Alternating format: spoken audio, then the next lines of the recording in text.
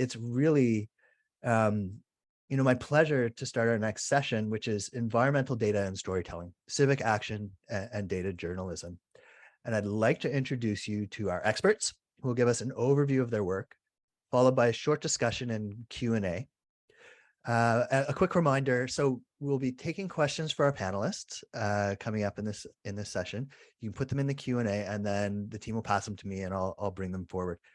So without further delay, I'd like to introduce you to Alexa Espero, who is an environmental justice advocate.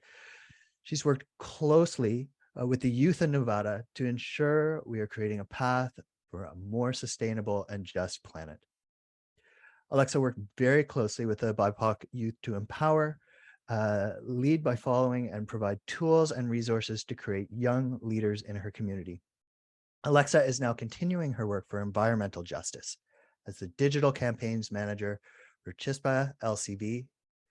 She is ensuring she is spreading awareness through digital outlets with language community will understand and finding ways to engage them more in the process to a better and healthier planet through cultural strategies. And joining us as well today is Kate Fitzwater. She's communications director at the Redford Center, a nonprofit organization advancing environmental solutions through the power of stories that move. She's a communications strategist and writer who prioritizes authenticity, creative expression, and personal narrative in her work in government and nonprofit cultural sectors. Prior to joining the Redford Center, Kate was Director of Public Affairs at the California Arts Council, a state agency where she spent 8 years leading communications and special projects through a period of tremendous growth and transformation, for public arts funding in California. Before moving to California in 2013, Kate served as the marketing manager for New York Public Radio, WNYC, developing campaigns for broadcast, podcasts, and live events, including Peabody Award-winning program, Radiolab. No pressure on me hosting this, I'm sure. She also managed marketing efforts for the Public Theater and Playwrights Horizon Theater in New York. Kate, so before I pass things over to you, let me just launch our screen sharing. Before I pass things over to you, I have this video that you sent over to really, we're talking about storytelling, environmental storytelling. So, this video I'll play for you next, it really sums up how the Redford Center approaches this. And then I'll hand things over to you. You can share your screen and take us through your work. And then I'll actually pass things over to Alexa. And then following that, we'll do questions and discussion after the whole thing. So without any delay, here we go. Things happen because this community has power. All of these things you could tie and connect to climate change. There really needs to be a cultural shift. We have a lot to learn from our Native American friends. Shifting the power back into the hands of people who have been marginalized. This is how we celebrate life.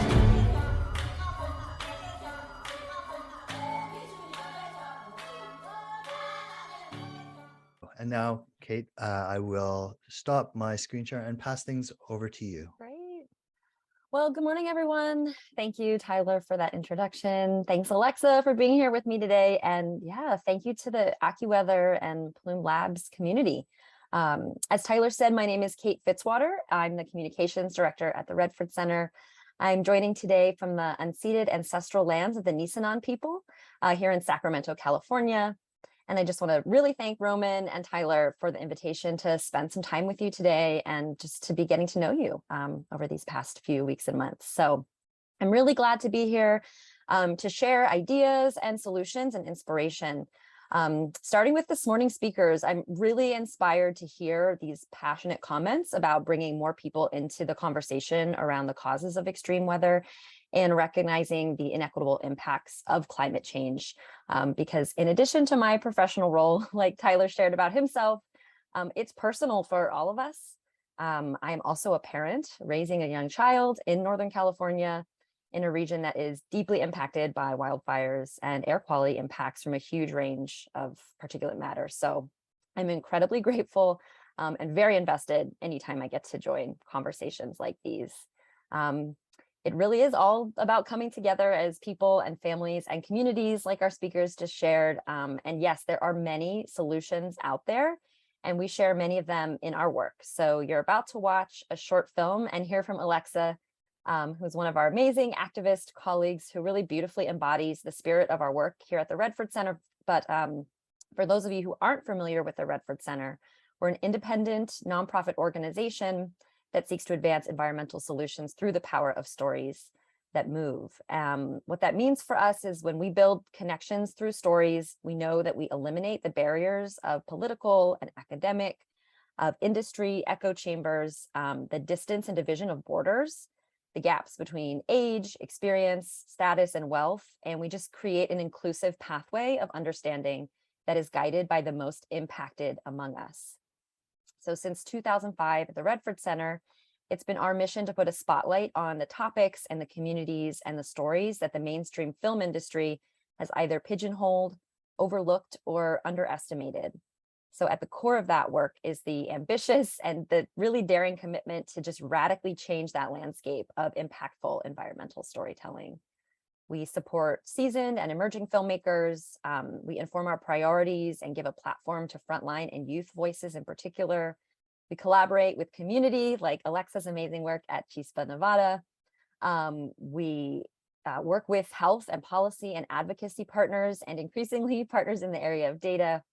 We work with film teams to envision compelling impact campaigns to help us build a more promising future for the film industry and for our planet as well. So one of the many things that drew me to the Redford Center is our unique positioning at the intersection of the environmental movement and impact-driven filmmaking. Our work falls into three key areas, and I am going to pull up some slides and briefly just talk a little bit about the Redford Center before we talk more about the intersection of data and storytelling. So just give me one moment and I'll get my slides up.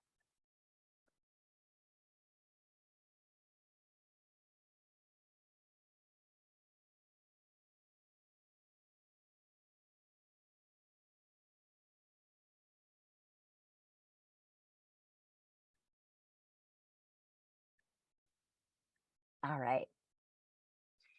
So this is just a look into the Redford Center and who we are. So we were co-founded in 2005 by Robert Redford and his son, James Redford. And we work in a lot of intersecting areas that you can see listed here: original media production, filmmaker support, civic engagement, and impact campaigns, which is the area we're talking about today. We provide grants for filmmakers, do youth development work. We have a screening series, and we do field building and collaborative work. This is the intersection that I was just describing that is really meaningful and drives a lot of change.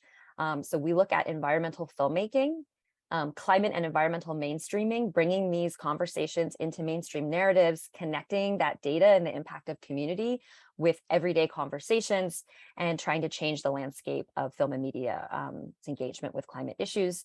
And then we do our civic engagement and movement building work, which is working with frontline activists, policymakers, leaders in the environmental movement to drive more change through storytelling.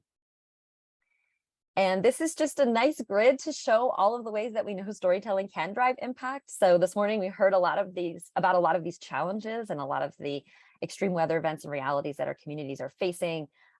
Things we also know intersect with environmental issues are food security, habitat destruction, racism and racial injustice, and just general lack of access to the outdoors. But for each of those challenges, there is a solution, and that is where our work comes in and the work of our storytellers. So this is just a little bit about the unique impact approach for those who might not be familiar with impact filmmaking, because this is not just about creating a blockbuster hit that reaches the theaters or reaches folks on Netflix. We're really talking about a deep look at impact and how change can be moved through storytelling. So just on the screen are some examples of the way that shows up, and always encouraging folks to think about the unique hats they wear and how it intersects with all of these areas of impact. So our films connect movements and bring communities together. Community mobilization happens just by the filmmaking process alone. And then obviously when a film is released, we encourage environmental and media literacy through storytelling. Our films ignite discourse, create more dialogue, get in the really nitty-gritty, chewy bits of a conversation, and really welcome views from all different perspectives. These films empower communities. They can be used as local activation tools to bring people together. Everybody loves the experience of watching a film together and then having that common experience, that release when the screen goes black and you realize you've all just been transformed by a story that you've seen.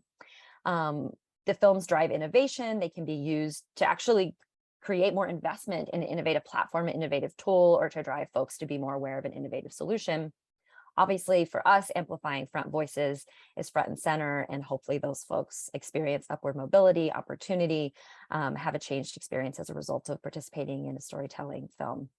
And then policy change, which is really where some of the work Alexa is going to talk about comes in, direct policy change, or the advancement of an equitable implementation of policy change in the case of Nevada. So continuing on, oops, just a moment here. Continuing on, I'm really excited to just talk about why we're here today, and to thank Tyler again for the invitation to bring storytelling into this conversation. I know there are a lot of smart people in this space. We have all come to this work with a different approach, but the intersections of our work are what is so essential and where that spark happens. So at the Redford Center, our lens as an experience is working with documentary filmmakers and environmental impact campaigns. So in this way, we talk about community-centered storytelling development by shifting authorship out of the external authors and into the communities affected. So this is sort of part of the ecosystem of storytelling where journalism, reporting, filmmaking, social media, all of the different types of storytelling come into play. And our lane is community-centered storytelling. But we know that data is a key component to the storytelling process from the beginning to the end. But as Tyler and Roman have talked about it to us in conversation, it has not always been accessible with the scale and resources actually available to local activists and independent storytellers to access that data. But we do know at the start of a storytelling process, filmmakers reflect on the questions of authorship, how they connect with their community, understand the facts and the figures and get a baseline of information, and data is very important and comes into play at that time. And then throughout the process, data can be a really important barometer to keep a storyline on track, to redirect narratives, and to focus on tangible outcomes and goals. And then some of the great conversations have been happening with the Plume team also come into looking at after a project is distributed, after a piece of media, a film, a piece of journalism or storytelling goes into the world. What can environmental data tell us then?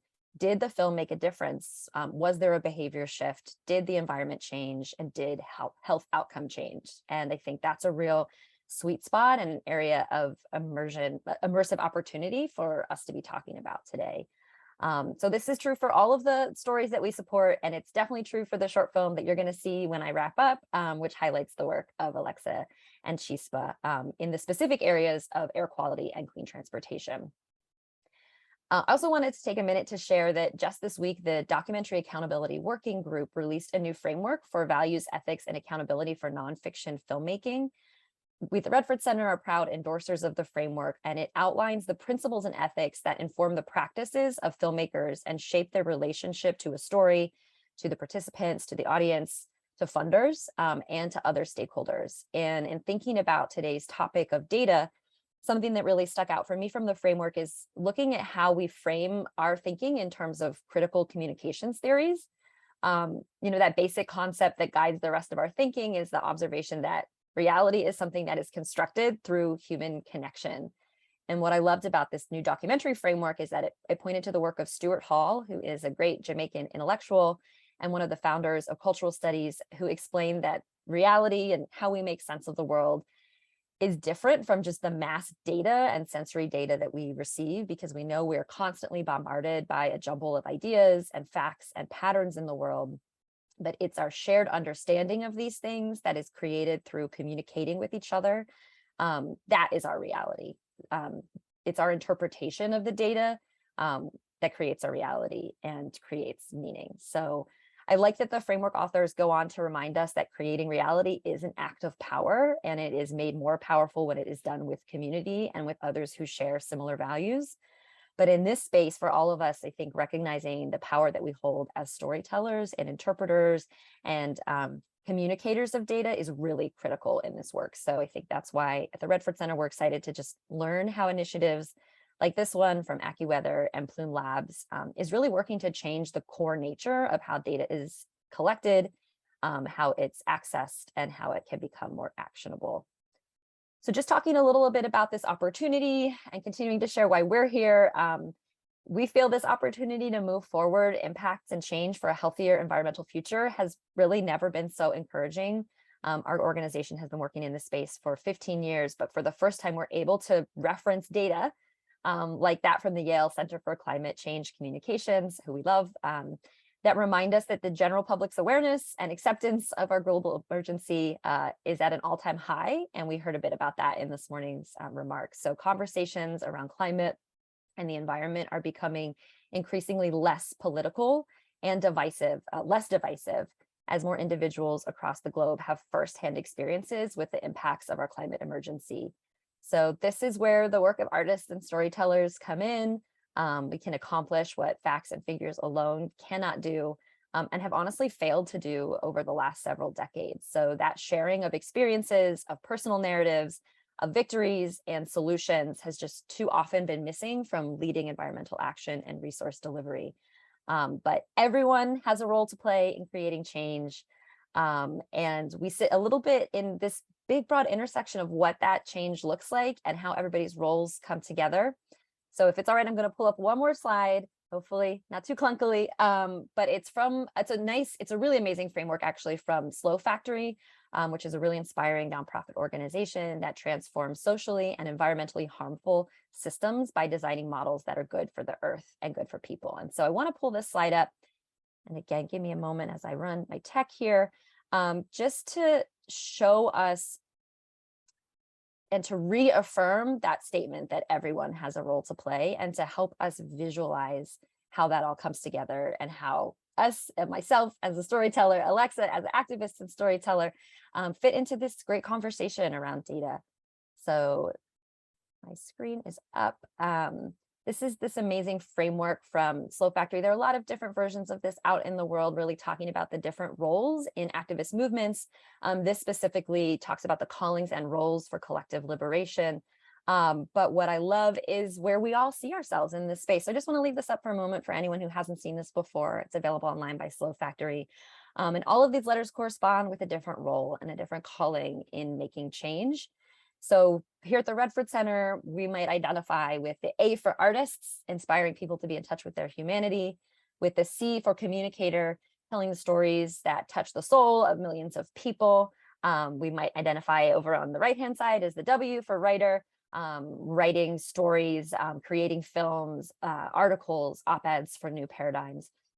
And at times we might identify as the advocate, holding events, holding spaces, and carrying them through to justice. But also on the space are a lot of roles that our community doesn't fill and that we need to come together collectively to fill. So things that I've been really excited to hear from the Plume Labs team and the AccuWeather team today and in our other conversations are that role of researcher, carrying out academic, scientific, or investigative research.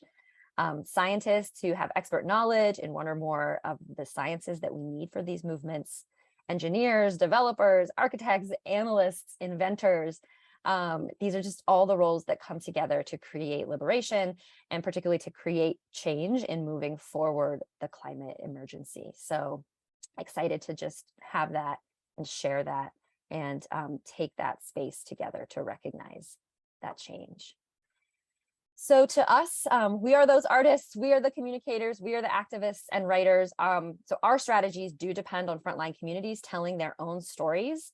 It depends on activists having access to data that breaks through policy barriers. That is what we're talking about today. That is what these technologies can do. We work to affirm those grassroots strategies by demonstrating tangible, measurable change. And we really know that it's at the nexus of this opportunity where magic happens, and where the greatest opportunities to resource more stories and more solution lies. Because frontline stories inspire action among people who do not see themselves represented in dominant narratives. Their priorities may not be represented. Even the speakers before shared, their languages may not be represented, and they may not be reflected at all in these environmental narratives. So I'm excited to use that to tee up the short film that you're going to see now. It's from our Community Power for clean transportation short film series that's a part of the Redford Center's ongoing civic engagement work. This series was created in collaboration with the League of Conservation Voters and their project Chispa, their Latinx organizing arm, to celebrate the power and possibilities of clean transportation and environmental storytelling through 5 short films of communities taking matters into their own hands and shaping transportation design that prioritizes the well-being and safety of the people and the planet. And we know these stories are incredibly important right now, given the movement that we've had in Washington, D.C. to start to funnel more resources into these solutions. We want communities to be prepared and to understand what is possible with those solutions. So whether it's through policy, education, activism, industry, communications, or data, we know these intertwined narratives emphasize there is a role for everyone in transforming the future of clean transportation. We believe that everyone has a story to tell and that those stories have the potential to change the world. So you'll see now in this film featuring Alexa and Chispa, Nevada, that community-led data monitoring and those stories played no small role in a victory for cleaner air. So let's watch our film.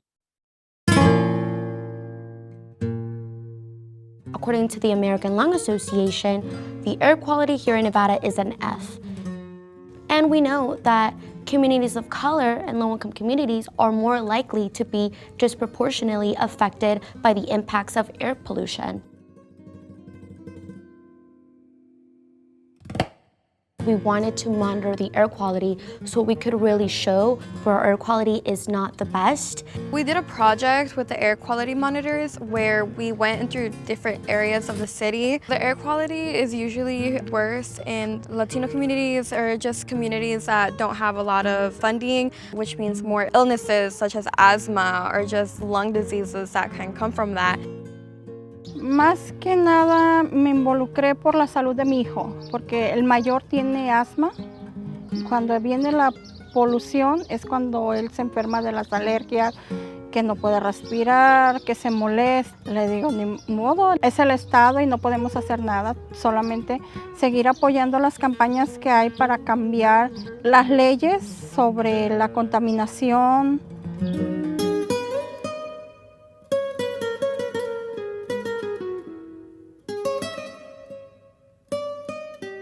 So many of our members were like, okay, well, we passed it. Awesome. What's next?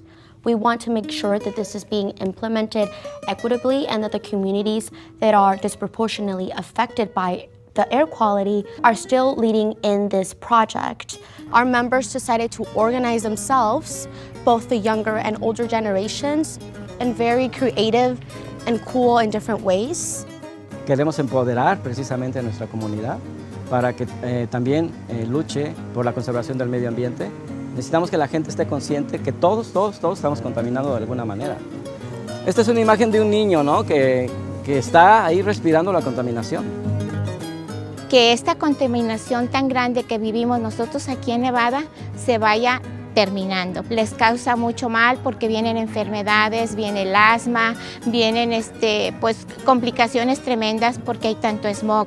Our community here in Southern Nevada has always led by unity. Whatever the situation is, we are going to be here for each other and we're going to support each other and we're going to make sure that we are fighting for our future and for our future generations.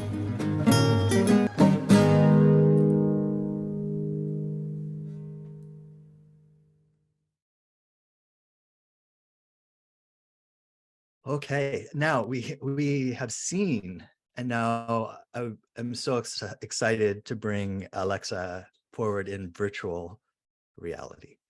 So I'll hand things over to you, Alexa, to tell us a bit about this, or a lot.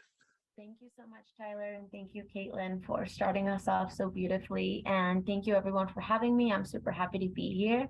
Again, my name is Alexa Ispuro Loaiza. I'm Chispa's now digital campaigns manager. As we can see, or if you can realize in that video at the time, I was still doing organizing specifically on the ground with Chispa, Nevada, but I'm still here in Vegas doing support federally and also state, locally wide. But just to give you a little bit of more context of who is Chispa, we are a program creating opportunities for Latinx across the nation to have a stronger voice as leaders in the fight to act on climate and to get the justice that we deserve. So how? by having a say in policies that are put in place, something that has been mentioned before, as well by calling out our elected officials when they are not protecting us. And of course, we can't forget about holding polluters accountable that are harming our communities, right? So obviously from what we can see in this video, you basically all kind of catch up on this project that we started doing locally in Las Vegas, in Clark County specifically, to reduce the pollution in our air, because we know that low-income communities of color are disproportionately affected, right, by the air quality. And we were able to see that by firsthand effects, right? Our leaders, our members are getting sick from respiratory diseases, and we are able to identify that the areas that they're living in are highly contaminated. Now, something that we do here at CHISPA is that we fight really hard for environmental justice to ensure that we have clean air. And specifically, when you're seeing this campaign on this short film on trying to replace older vehicles that are polluting our air quality, the work actually started before. We have been fighting endlessly since like 2016 with a campaign called Clean Buses for Healthy Niños, where we're looking to replace all of the diesel school buses for 100% electric. And that's something that we've been able to now move at a federal level, which has been amazing. But through this specific campaign, we really wanted to localize it, and we really wanted to make sure that our older generations and our younger leaders, our leaders, were being involved with us in this project. And we really talked about, all right, well, as you all saw in the video, right, we're talking about the American Lung Association, how they collect data. They do tests on our air every year, and they're releasing these reports, and we get to, see this information, and we get to summarize this and share it to our communities in English and Spanish, in language that is going to translate and be understand, right? But we realized that even though we were doing the Clean Buses campaign, and even though we were still lobbying and, reaching out to our elected officials on social media and stuff, it felt like things were moving very, very slow. And this is urgent. Communities are dying. Communities are hurting. It's expensive to get sick. It's expensive to call off of work, so it's such a domino effect of what air quality is causing to our communities. So we wanted to make sure that we were able to implement a specific campaign where we were able to target our elected officials, our decision makers here in Nevada, and let them know that we as well are doing our own research. We as well are going out and trying to see, how polluted are these areas that I'm visiting every day. So that's how we came across this air monitor that we purchased. We did some research. We were like, all right, let's get going. Obviously, we need this monitor to really, execute this whole thing that we want to do, right? And this is when we found the Flow Air Monitor, which was amazing because we realized that not only we were able to track the air quality outside, but also the indoor. And it was funny because at the time we were also doing a campaign on educating our communities on on gas stoves, and how that can actually also cause, pollution, bad air quality inside of your house.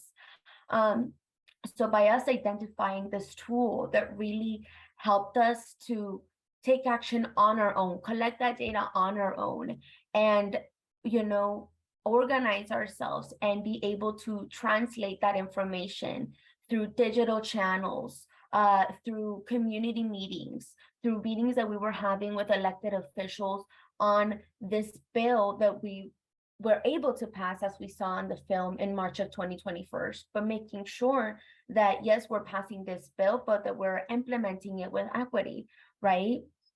So in this specific project, we were able to work with younger generations and our older generations to really use their air monitors. Now, I'm not gonna lie to you, it was mostly the youth who use their air monitors, because y'all know how it can be with technology. It can be a little hard, but we all got involved in different ways, whether the older generations were doing their meetings and leading in another way, we were able to do this campaign with the monitors throughout TikTok and posting them on social media and tagging our elected officials and in the county to let them know, hey, I know we're getting these reports and I know we're saying that we're doing something about it, but we have to hurry.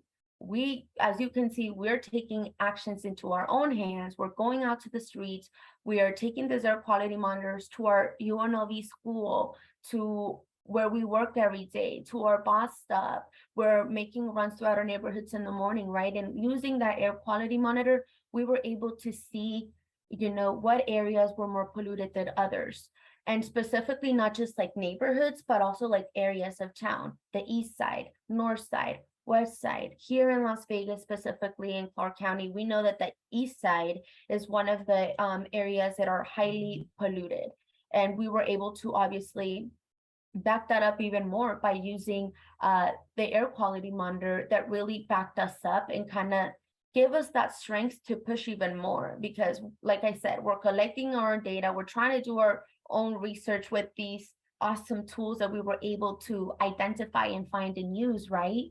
So with that, we were able to show our elected officials that, you know, we're also doing our part, and it's time for you all to also do your part. We know what's going on with us, and this is why we're doing everything in our power to collect this information, to connect back with the leaders who can help us make that change, to ensure that we can create the justice that we need, and that we can pass and implement bills that are going to support us and that are going to protect our livelihoods, right?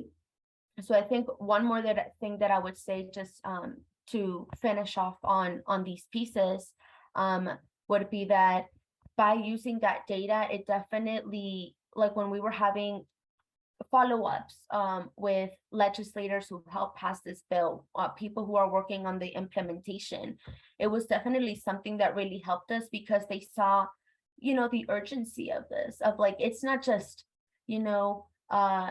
legislators or, other people that are doing their research and scientists and all that kind of stuff, but the fact that community members really brought it to their own hands of like, we're also going to join y'all in this game. We're trying to see what we can do as well, what we can collect, and how we can work together, right? Because at the end of the day, yes, we're all experts, but like in our own different areas. So it's so important that when we're talking to data people, scientists, elected officials, that we're bringing in community members, because we are the people who are closest to the problem. And usually we always can give a solution, right? Because of the proximity that we're facing, right?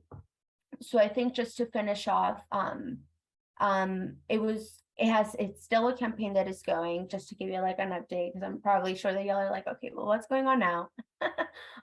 But actually, there is a meeting coming up with the county that the Nevada team will be having pretty soon, to talk a little bit more about implementation and how that looks like. Just keeping in mind something that I said earlier, right? UPE, we passed the bill, but again, it doesn't matter if we don't implement this bill with equity. It does not matter if we keep leaving behind low income and communities of color, because again, we know that those other communities that are highly affected and disproportionately affected. So what's the point of passing all these pretty amazing things when at the end of the day, we are left behind again? At the end of the day, we're not heard again, right? So it feels like a very long process, but it has been very exciting just to see the power, community can bring when we all get together, when we all unite, and when we share our expertise and just meet each other halfway and just kind of see, how can we do more? How can we collaborate? How can we, speed up this change that is needed, because our communities are hurting? And I think by having this specific device, it really helped us throughout this campaign and show that, we are taking initiative, and, we're not going to stop until we get what we deserve, which is environmental justice, which is the right for clean air and to live a healthy and just life. So I think that's what I would say. I guess that's my little spiel about the video, the work that we've been doing. But yeah. Thank you so much for that. And talk about the power of storytelling. We found out about this project by watching the documentary. That's how we learned about your efforts. Using flow is by, even the makers of the tool need to be told a story to get involved, right? So this is so important, is that I can just think about, because thinking through all of the years I've spent at Plume Labs and working with people, these stories exist all over the world. And they don't necessarily get told through beautiful filmmaking. And it's hard to spread the word. And I really hope that this is inspiring to not only the people who haven't started yet or are getting started, but to the people who have done the work to pick up a camera or your phone and film it and get it out there. Even if you don't happen to have, the full might of the Redford Center, helping you along, tell the story. So we've got some time to take some questions, and I can kick things off to kind of get the things moving. And one important aspect about climate change, air quality, and as evident in the film, is the intergenerational nature of this crisis phenomenon, what we're dealing with. And you spoke about it a little bit, Alexa, about how different generations have different roles, different strengths, but it's not always the case that everyone's on board. And so I wonder if you can, unpack that a bit for us, speak a bit about how, different generations work together and that. Yeah, no, definitely. And I mean, yeah, just how we were touching, how you were saying, right? There's different strengths and things that every leader, every community leader can bring to the table, right? And I know I touched on it a little bit earlier, right? How like it was the youth that mostly led on like the TikTok, on the video, on the social media part, right? And then when it came to the older generations, it was mostly them meeting with the legislators, doing those in-person meetings and things like that, just keeping in mind everyone's schedule and stuff. But I think it really came at ease to, get everyone on board, just because of the ongoing work that we have been doing with the air quality here in Nevada, right? So like talking back about the other campaigns that we have been doing, but then when we talked about the specific thing that was different from our other campaigns. In our other campaigns, we were presenting the research, the data, right, from people that were helping us internally. So it was us just kind of like sharing that with them. But then when we all came together and we're like, how can we, move on this project? How can we get more eyes on it, on people that can make the change, right? And we had identified the specific tool. I think it got everyone excited, whether they were going to use it or not, or we're going to be able to, get the hang of it or not. But it was still exciting because they were able to have the power in their hands to get those answers, to identify where, in what area of town am I that, the air quality isn't good, right? So it's an issue that everyone is passionate about, just because a lot of our members firsthand suffer from respiratory illnesses, or they've just been with us long enough to know how vital and important this is. And we've also been trying our best, at least, to really share information of how this looks like. So I think what really brought everyone onto this specific project and going about this all was just how cool it was and different from other stuff that we've done. And we've never used our own air quality monitor, so we were definitely even using it inside of houses. Like how I mentioned earlier, I remember one of my volunteers, Alex, he told me, he was like, you know what, I realized that when I was in the kitchen, the air quality was like super bad compared to like when I was in my room, right? So like it was a really interesting and intriguing project, because obviously it's worrisome because of what's going on, but just keeping in mind remembering the power that we have as an individual, and just reminding each other, if we come together, we can make this bigger than we thought, and we can do the change that we want to implement. And so far it has worked, and we've been having conversations with people here in the Clark County, and we're still going to be having them, like I mentioned earlier. So I guess that's what I would say for that, Tyler. Thank you. And listen, this brings up another point, and I'd like to hear from you a little bit on this, Kate, but you as well, Alexa. And that's, yeah, it is concerning when you bring a sensor into your life and start to see what's happening. I mean, it can be surprising. I cooked pancakes one morning and it was the apocalypse in my kitchen. It was just ridiculous, the particulate matter levels. And so one of the things that we often grapple with, not just at Plume Labs and AccuWeather, but I'm sure you as well, Kate, is making sure that this information and data is a force to attract. We don't want people to freak out and run away from the data, right? And Alexa, you're speaking that, to bring people together, that's where we get the power. So using the data and the tools to collect it as an attracting force. This is, I mean, it's a challenge. You don't want people to feel like they're in a pollution prison. And everywhere you go, it's awful. So maybe Kate, if you want to jump in and then pass it over to Alexa for some thoughts. Yeah.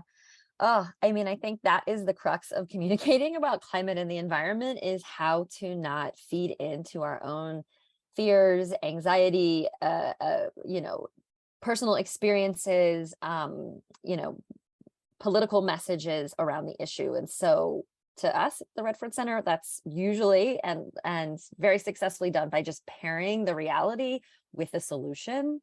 And we've seen in a lot of communications, in journalism, in some other styles of even documentary filmmaking, it is that gloom and doom. It is sort of the data is presented, that the clock is ticking, the 10-year window is closing, or the stats are harrowing, and what do we do about it? How do you find hope? And so for us, I think, and what storytellers and filmmakers do so well, is pairing the data with a solution, pairing the data with a story, pairing the data with a human, face. We have just examples in our collection of films that we've supported about a community in West Virginia with incredibly, polluted soil and water.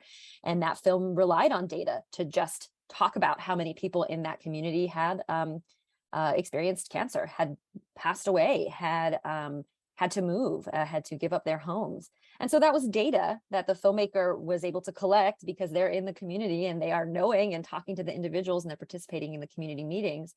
But the story and the seed is about what's being done. How communities are moving forward, what changes are on the table, what policy changes are ultimately needed, and the people and the faces that are not giving up and that are making sure that the change happens. So we do see data used in our films. I think this is an amazing example of the community actually physically showing us how that data was collected. So that's another solution. So if data can also just be used as the solution, collecting data, empowering communities with that data, I think that's amazing. But oftentimes too, data is the backdrop that legitimizes and makes the case for change within a story. And then what happens next, the solution, the storyteller, the face, the honoring of the real experience is what moves through that. And it's the connection of those things that provides the sweet spot. Thanks. And Alexa, I mean, even in the film, you see some crazy spikes of pollution. Were there moments that were, well, one, surprises, and then how did the community sort of react to those surprises? Was it sort of one homogenous reaction, or were some people, seeing things differently? Mm-hmm. Yeah, I mean, when we tested these, air monitors all over the different areas of town, because we have members all over the area. So we were already ready to kind of see, all right, let's see what they all bring back. So once we were able to huddle everyone from the north side, east side, west side, and all that, obviously we already knew, like, for example, like I said earlier, the east side is highly contaminated. So like when we had folks that were presenting their data from like the east side, it was nothing new. But it obviously still worried them because I was like, wow, we're still here. Like, this is terrible. And then we had people that live on the west side, which is like the nicer side of town where it's more taken care of, right? and the air quality wasn't as bad, but it was still bad because here in Nevada, in Vegas, we have an F quality rated air. So like overall it was bad, right? But compared to other areas, there were areas that were better. So it was surprising to some people, and then to some it wasn't, just because of the context that they already had and what they, what they keep updating themselves with. But I think, Kate said it very well for like the people that maybe could have freaked out a little bit more, right? That at least when we were working through this campaign and when we had presented this idea, we already had that solution, right? When we were having people posting their TikToks, we made sure that they were linking the petition below of this is what we need to do next. Not just like, oh my God, like the sky's on fire, run, like it was like, all right, the sky's on fire, let's sign this. And let's tell elected officials that we know what's going on, that we need change, that we are hurting, and that this cannot wait. So I think, Kate, you said it beautifully, which is, pairing the solution, once all that data is identified and yeah. That's the yes. Yes, indeed.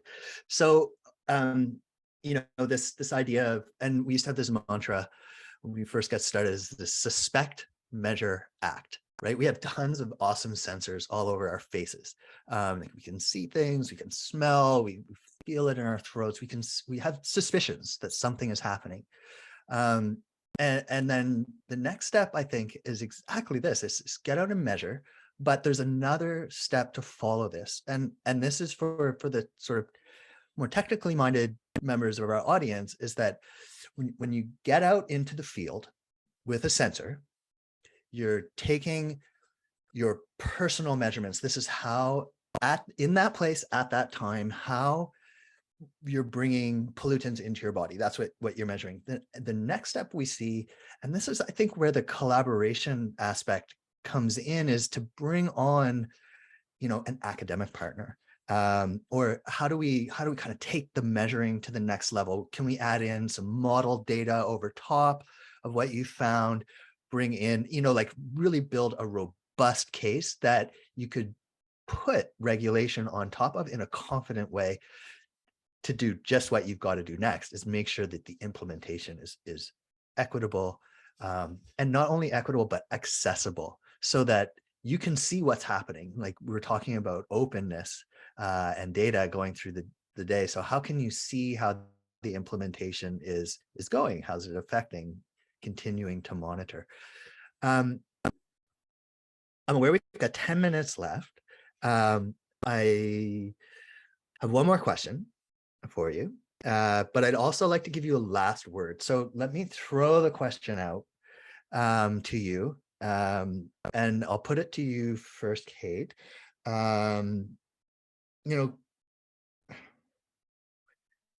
We all kind of work within our own areas, right? I really loved the letters.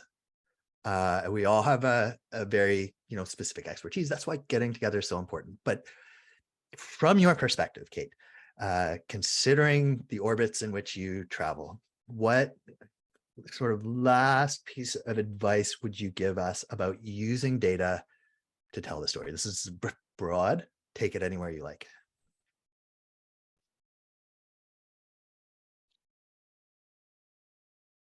Don't be afraid. Don't be intimidated. Recognize that often the systems of data were not designed for people to access. And so harness the power to understand, particularly when it comes to public data, government data, it is ours to jump into and to utilize. Also recognize that stories are data. A collective experience is data. A repeated experience is data. And so I think also like demystifying how we look at data and recognizing storytellers' ability to gather data. A series of 5 interviews where everybody has the same observation about what's happening in their community, that becomes a data point. Telling a story or highlighting a solution where everybody says, doing this made me feel better, it made me feel happier, it made me feel healthier, that is data. And so I think from the side of storytellers, it's recognizing both the power within the tools of storytelling to find data, and then taking that look at our broader community and recognizing who in your community can bring or validate or verify or layer upon that data and bring in perhaps that extra level of credibility or of fact checking or of actionable existing data that can help, propel the story. So on our end, we also, and I said a little bit about this in the beginning, but just as part of my last word to share, I think why our filmmaking solutions are so different is we use a practice called impact filmmaking. And so this is not only creating a story, creating a documentary that lives as a story, it is creating and supporting the campaign around it. And so that is another amazing place where data comes in, because once someone has seen the story, if they have seen the solution, they will be moved to action. And like Alexa says, maybe it is jump straight to filling out a petition or showing up at a city council meeting or getting involved in a local activist effort. Or if it is an audience that needs more development and understanding, maybe it's comparing what you just saw with some data. And so part of impact filmmaking is also often providing these toolkits, providing checklists, participating in forums or panels where the filmmaker is talking with a local expert, is talking with a scientist, is talking with the university or medical representative. And so that pairing of story and impact is another great place where data comes into play. We think of every film we support as a case study that can be replicated by a community. Some of the solutions in our films are like global at scale. So there you go. The solution is for everyone, but often cases we're seeing, particularly more and more in the US, it is local led, city, state, county solutions. And so the fact that a story can, yes, include the data, include the basis of the solution, provide the solution, and then the film itself becomes a tool to persuade other local leaders. That's also data. The tool, the case study itself is the data. So I think it can be intertwined and explained and explored in many areas. As also part of my last word, I just always have to say, independent documentary filmmakers are incredibly under-resourced. These are folks who are, even within the Redford Center system, like we're an independent nonprofit. We are, fundraising to create these films. We are connecting with other organizations to find the resources to tell these stories. And so I think also people who have access to the privilege of financing and supporting and conducting studies that do cost a lot of money, but do result in these amazing, credible, verifiable results. Finding that cross collaboration and the generosity and the sharing of resources is something that filmmakers will always need and will always need more of. And I think we're going to see that more and more as we grow our audiences. As more people want to look to environmental films, then we need to find more people to bring in the resources to make those films happen and to have them be the best possible solutions, stories that they can be. Thank you, Kate. Alexa, the last word is yours. Final thoughts, advice to our audience. Yeah, no, I mean, just to piggyback off Caitlin, I think that was a great answer when it comes to data. And I think also just like keeping in mind, right, that through using data for the stories, you can really have the ability to, right, communicate the insights of this narrative and get a visual, right, of what this looks like. So it really just helps put it all into context and really inspire people to take action. And I guess just for final thoughts, I mean, I guess I would just say that, this was a really fun project to do, and it really helped us identify the importance of coming together and also going on our way, trying to see what we also get, you know what I'm saying? And let's compare, right? But yeah, I guess those are my final thoughts.